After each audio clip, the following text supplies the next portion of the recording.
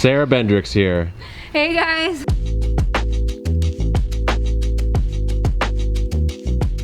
What's going on, everyone? So today's a special video. We're doing a big redesign of the front yard garden. There's a couple things that I want to do this year before the garden really kicks off. Number one, fix all my drip irrigation. Number two, rebuild a fence. And number three, we're going to do some remodeling of the pathways.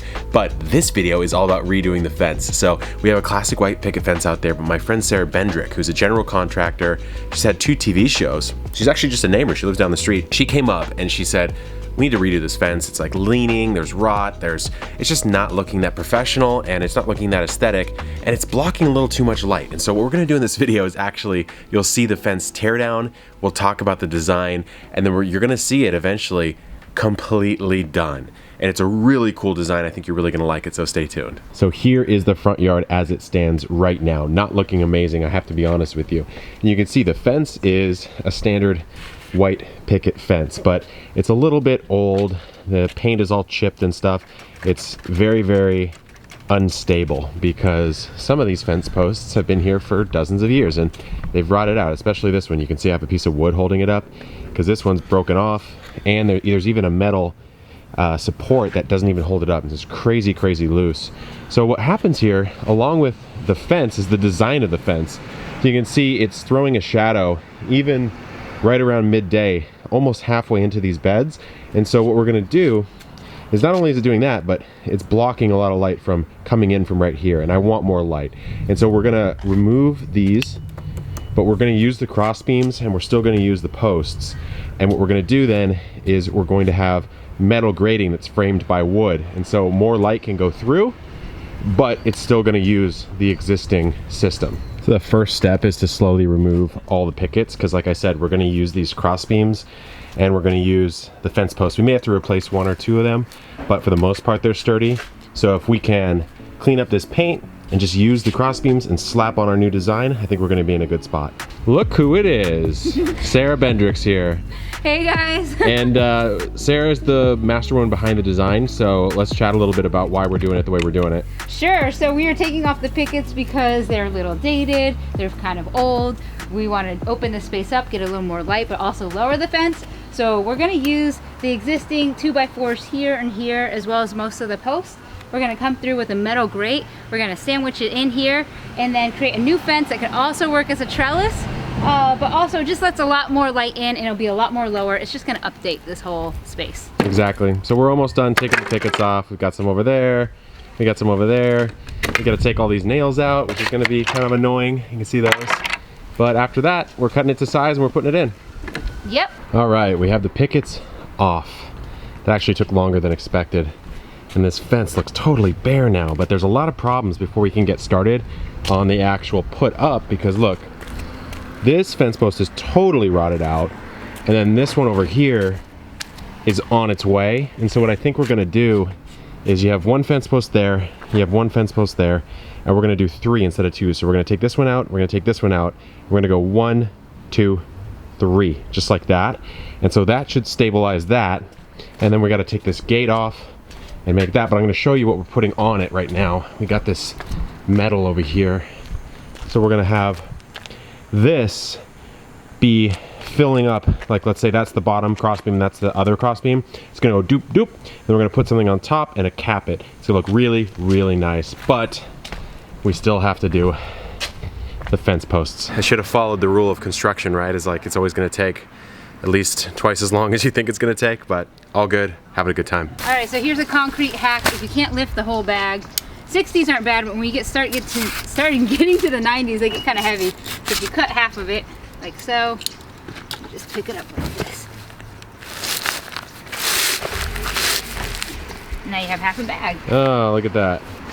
So before you mix any concrete, you want to put the water in the bottom, because it's nearly impossible to get the dry concrete wet. Yeah. Now we're gonna do that. Split my bag. Now you got your half bag, 30 pounds. That's a nice hack. My half bag, it's a little more manageable. There you go. Let's see, can I lift 30 pounds? Can she do it? It's just an awkward You gotta shape. get the hips. You gotta get the squat going, the yeah. squat thing going.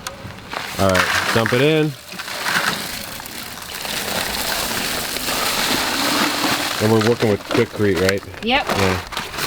So this is regular setting. You can mix it like to different like consistencies. Really wet can be easier to work with, but if it's so wet, it's harder to set your post. Yeah. So I like it to be just a little more set. And actually, if you just get it kind of all the way wet, like it's almost feeling like it's dry, it actually makes it stronger. Got it. So the looser your concrete, the weaker it'll dry. Got it. And we want these to be pretty strong. Yes, we do. We don't want to have to redo this fence probably ever again. Now.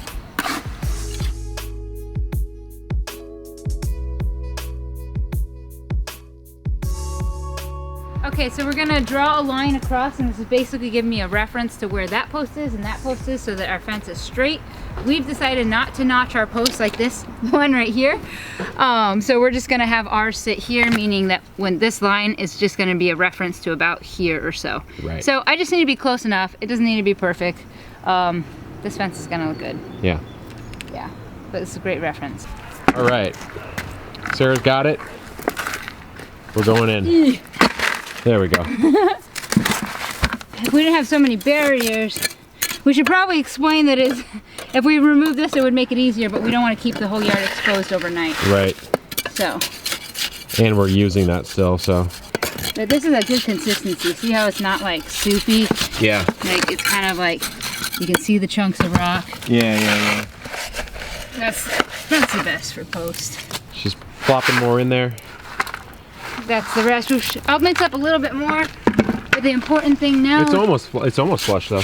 Yeah, it's almost flush, which is great. So I'll work out any like air pockets if there are any. I mean, there's gonna be a lot in here, but just kind of works it in. And then we want to check and make sure that it's level, which it is here. Just making sure the bubbles between the dots, making sure it's plumb. Just gonna bring it over there. And now while it's here, I want to stuff the concrete to really force it into place. Yeah. So we'll wake up tomorrow and it'll be totally ready. Totally set. And in fact, this might be enough concrete. That way we can cover it with dirt. Oh yeah. Like so it's not just showing. Yeah. Yeah. If this was gonna be taller fence, I'd go way deeper. I'd use pressure treated. Yeah. This is like a little decorative. Yeah. That's pretty good. Okay. Yeah. All right, that's good for this one. We're level and plumb. Let's move on to the next one. So as you can see, the lights have kicked on. It's getting a little dark. We didn't get as far as we thought we were gonna get, but that's okay. And we're gonna come back tomorrow and crush it. So stay tuned for the epic front yard transformation. Good morning, everyone. It's Sunday. Sarah, it's over there. What's up, y'all? We're back. I just finished scraping most of these crossbeams here, and it doesn't need to be perfect, just needs to be enough to cover it up with a decent coat. And Sarah's gonna start cutting some lumber, so stay tuned for today's update. Should be a semi-quick job. All right, so we haven't painted everything yet, but we're gonna test putting on one of the panels. Yep. So what exact type of metal is that, Sarah? So this is just a mild steel. It is gonna rust out, so it'll be a nice kind of brown color. You could seal it or paint it if you want to change the color. Yeah. We're gonna let ours rust out, or if Kevin, you wanna stain it or seal it later, you can. Yeah. But basically I put in nails and I'm hanging the grate on the fence. So that's gonna hold the weight of it. And then I'm gonna come through with this 1x material and we're gonna just sandwich it on the top here. This is more decorative just so you don't see the top piece. Yep. And then we'll finish it off with a nice cap, which will sit right on top of all of this, like that. That's gonna look really nice. I think it'll look good. And we're also gonna do one on the bottom, so we'll have like basically making a sandwich to keep it up. Yep. All right, Sarah, what's up? Okay, so now I'm taking my 1x2 and we're gonna frame it. It's gonna be level with my 2x4 right here. And basically this kind of creates a nice little frame for our grate here, so it looks like it's all snugged in at home. Yeah. And then I'm going to use nails or screws. I have nails right now, and it's gonna basically hold this piece tight over here. Uh-huh. And I'm just gonna do a few every once in a while, and that's just gonna make a nice little grate sandwich. Yeah, and we got the bottom one on already. And I got the bottom one on already, so yeah, you can kind of see it basically is gonna frame it. I'll come through with one more on this side just to kind of like give it a whole frame along the side. Yep, and then the cap goes on right here, right? Oh yes, and then Yeah. after I get this on, I'll slide the cap on top, and we'll have a beautiful looking new fence. Look at that. Reclaimed old stuff and new stuff. Perfect. Sarah's back, it's Wednesday, What's up? hammering away. We just are putting the grates up now, so we've kicked out the old posts. There used to be a post right there. Now there's a post here, and we have to make it all look like this part. So this part's got the vertical trim on it. It's got the cap on it. We're just gonna apply that to the rest of this and we'll be good to go.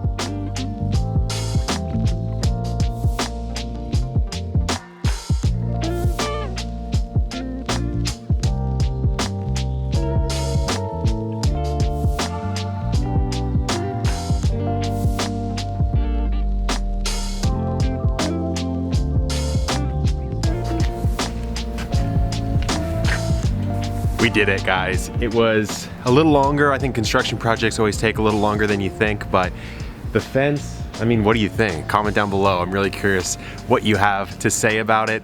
Is it perfect? No, it's not perfect. I'm still renting my house, actually. I just spent this money to make the garden look good and put a new fence in that I really don't get to reap the benefits of if I move. So I needed it, I wanted it. I wanted the garden to look amazing for all these videos I'm doing for you guys and just for myself and for my own enjoyment. But some thoughts on this. It ended up costing somewhere around $550 to $600. Most of that was the grate. The grates were maybe about at least half of that. And then you got your concrete and your posts and your wood and your paint and some miscellaneous supplies.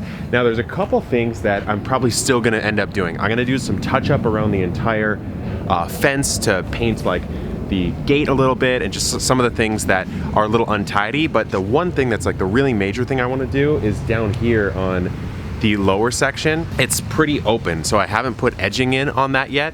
And what I want to do is either put a giant piece of wood, like maybe another 1x4, the same thing I used for the cap, down below to block any potential intruders. Because I've had some battles with some skunks and annoying larger rodents that can easily get under this. But if I put a 1x4 cap style piece down there, I think I'll be able to block them, and then I might even have to get like a humane trap or something, but I don't know. I think this looks amazing. On the next video for the front yard, you're gonna see me install the drip irrigation. So stay tuned for that, because this drip irrigation setup that you're getting a sneak peek of right now is totally awesome. So huge thank you to Sara Bendrick for helping me out with this. Really could not have done it without her. She designed the concept for the fence and actually picked up a lot of the materials and put a ton of blood, sweat, and tears into the fence. So thank you to her. Shoot her a follow both on Instagram and YouTube. And let me know what you think of the fence, guys. I'm really excited for this year in the garden. So stay tuned. Good luck in the garden and keep on growing.